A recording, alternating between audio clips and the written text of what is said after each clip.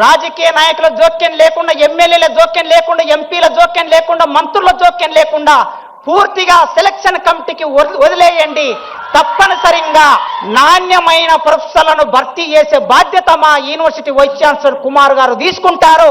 అటానమస్గా మీకేస్తున్న మా ఇన్వాల్వ్మెంట్ ఉండదు. మీకు ఎవరైనా మంత్రులు, ఎంపీలో, ఎమ్మెల్యేలో ఫోన్ చేస్తే నాకు చెప్పరు.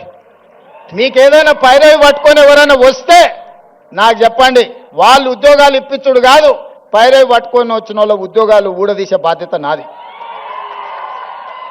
నేను చెప్పను, ఈ వేదిక మీద నుంచి ఆర్ట్స్ కాలేజ్ ముందే మీకు మాటిస్తాను. నో పొలిటికల్ ఆబ్లిగేషన్, నో పైరవి. ఎవరిని కూడా ఎంత వారున్నా కూర్చోబెట్టి కాఫీ ఇప్పించండి. మా ఎంపీలో, ఎమ్మెల్యేలో, మంత్రులు వస్తే మర్యాద ఇవ్వండి, మర్యాదలో లోపం చేయకండి. ఛాయ్ తాగిపించండి, మధ్యాహ్నం వస్తే ఇంత భోజనం పెట్టండి, కానీ ఓ టీచర్ ఉద్యోగం మాత్రం ఇవ్వకండి. ఒక టీచర్ ఉద్యోగం పైరవికారుడికి ఇస్తే రాబోయే 35 ఏళ్ళు 8,000 మంది పిల్లల భవిష్యత్తు వాళ్ళు చెడగొడతారా? ఆ అధికారం మీకు లేదు, నాకు లేదు.